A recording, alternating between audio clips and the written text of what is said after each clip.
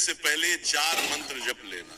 सच मानिए, जीवन में कभी औलाद से दुखी नहीं रहोगे। प्यारे भक्तों, आज मैं आपको एक ऐसा दिव्य रहस्य बताने वाला हूँ जिसके बारे में बहुत कम लोग जानते हैं, क्योंकि ये बात किसी भी माँ बाप के जीवन को एक ही रात में बदल सकती है। शास्त्रों में लिखा है, कुछ पवित्र मंत्र ऐसे होते हैं जो सोते समय जप लिए जाए तो भगवान स्वयं औलाद पर आने वाले हर दुख को अपने हाथों से हटा देते हैं।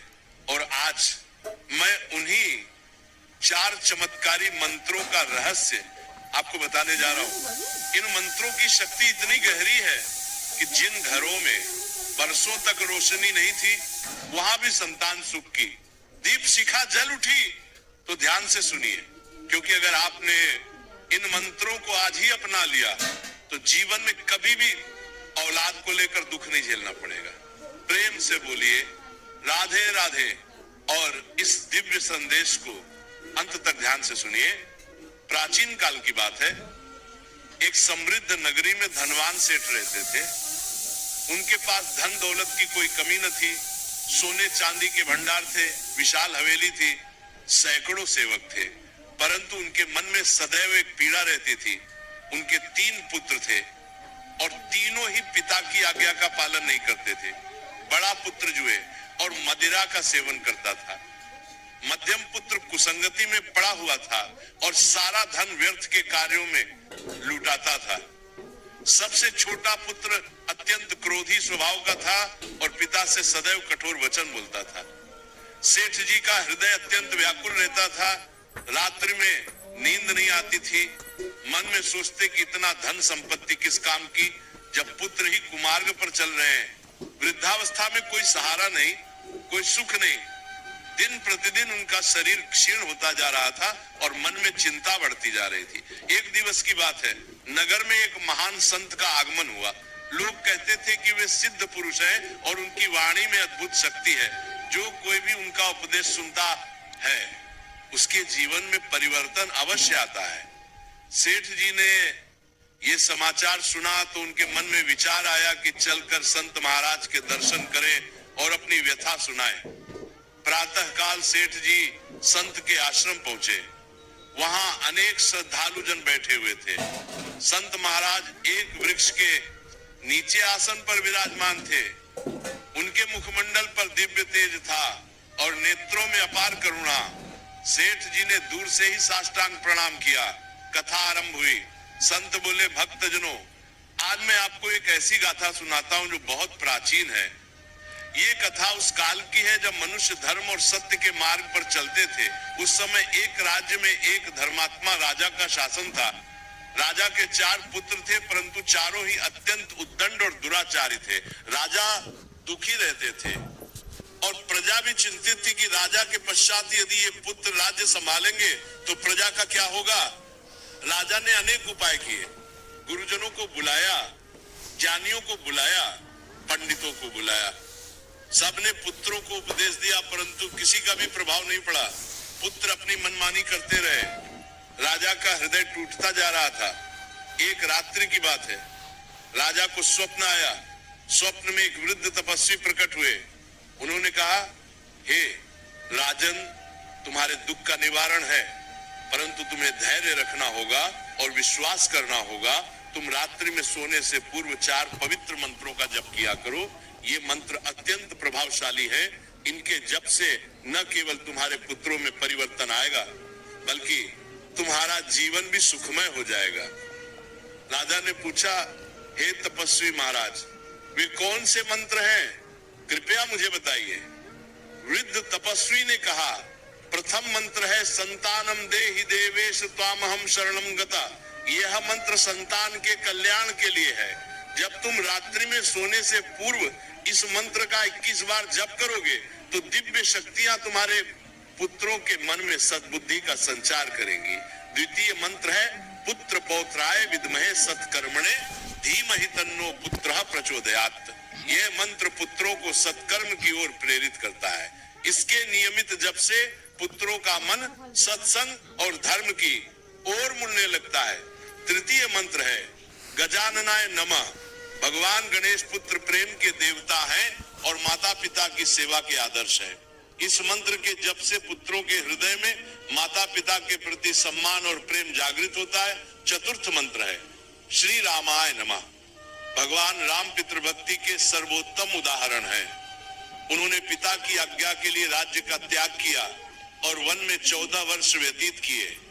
इस मंत्र के जप से पुत्रों में आज्ञाकारिता और कर्तव्य परायणता का भाव आता है। तपस्वी ने आगे कहा, हे राजन, ये चारों मंत्र तुम्हें रात्रि में सोने से पूर्व शांत चित्त से जपने हैं।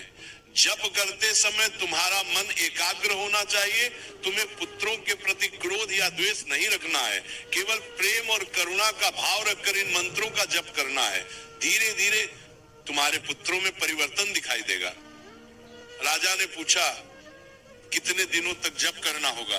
तपस्वी बोले, 21 दिनों तक निरंतर जप करो, एक दिन भी विराम मत करना। यदि किसी कारणवश एक दिन छूट गया तो पुनः प्रथम दिवस से आरंभ करना। 21 दिनों के पश्चात तुम स्वयं परिवर्तन देख पाओगे। स्वप्न समाप्त हुआ और राजा की नींद खुल गई।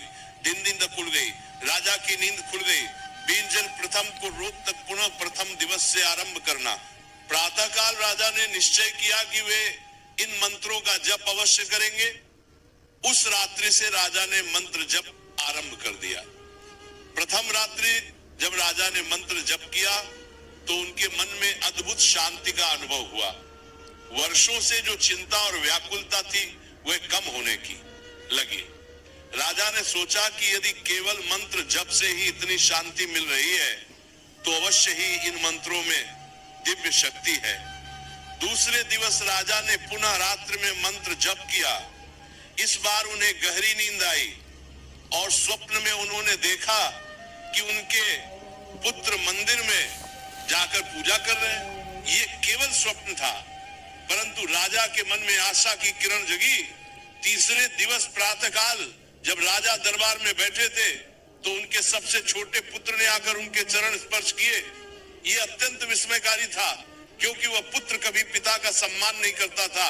राजा का हृदय प्रसन्नता से भर गया। चौथे और पांचवें दिवस भी राजा ने नियमित मंत्र जप किया। धीरे धीरे उन्हें प्रतीत होने लगा कि पुत्रों के व्यवहार में परिवर्तन आ रहा है। बड़ा पुत्र जो जुए का आदी था, उसने जुआ खेलना कम कर दिया। मध्यम पुत्र ने कुसंगति छोड़नी आरंभ कर दी। सातवें दिवस एक आश्चर्यजनक घटना घटी। तीनों पुत्रों ने मिलकर राजा से क्षमा मांगी और कहा कि वे अब अपने कर्तव्यों का पालन करेंगे। राजा के नेत्रों में आंसू आ गए। उन्हें विश्वास नहीं हो रहा था कि मंत्रों की शक्ति इतनी प्रभावशाली है, परंतु राजा ने तपस्वी की आज्ञा का स्मरण किया। उन्होंने सोचा कि अभी केवल 7 दिवस हुए हैं, शेष 14 दिवस और जप करना है।